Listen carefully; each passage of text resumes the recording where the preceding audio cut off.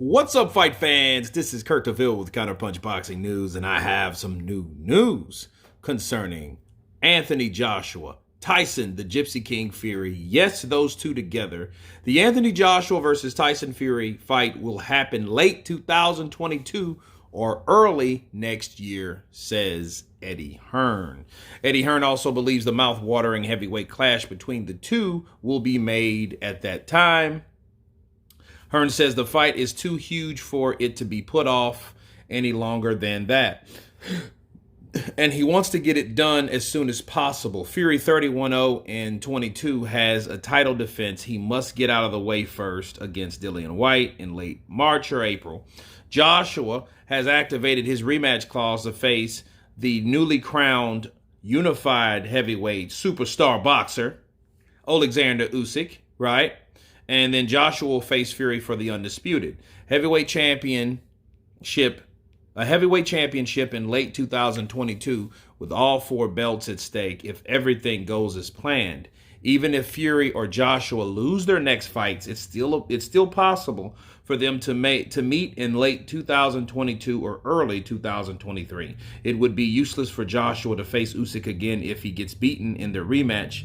It would be conclusive that Usyk is too good for Joshua at that stage, and it would be forlorn to put himself through a third clash. Joshua facing Usyk in April or May.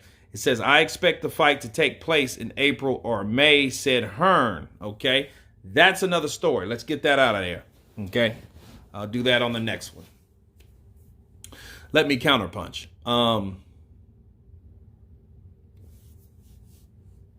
First off, let's respect reality. Reality is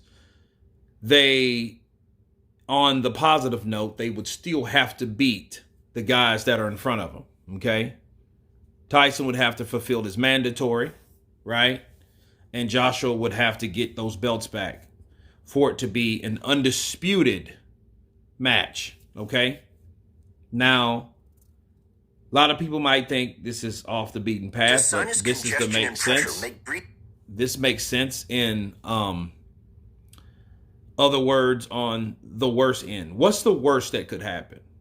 Joshua gets beat, Fury gets beat, or one of the two get beat. Really, that's the worst, because if they both get beat, that means that fight could still happen. Do you guys remember this time last year that Eddie Hearn was talking about dropping every last single one of those belts in order to get this fight started if it was up to the WBC to hold Tyson Fury back, or to keep Dillian Whyte at bay, or to keep Alexander Usyk off the neck of the WBO?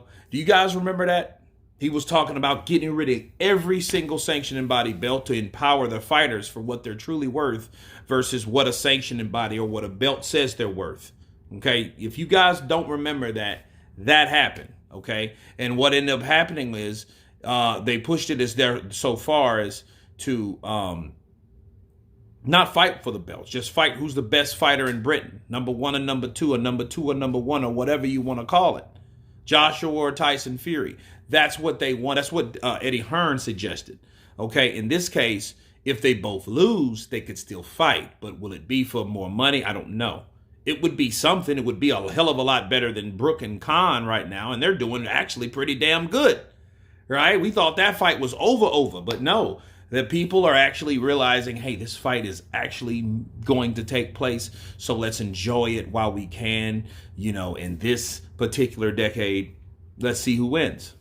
But as far as Anthony Joshua and Tyson Fury, they still have stuff to do. They still have their own houses to clean if they can clean it.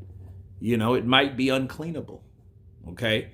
But if they both figure out to lose, they could fight each other. But it depends on what type of mindset they're in at that time. Because losing is a mother sucker, especially if you're on the elite level. And then you have to give into the possibility, or maybe I'm not as good as I thought I was, or maybe I won't be at the top level like that. I'll struggle always to get to the top level again, but I'll never quite be there like I was. So that could be a reality for both of those guys.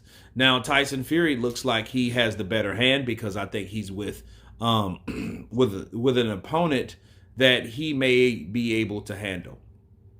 Okay, versus Anthony Joshua, with his Mr. Cat or the Matrix Senior, right?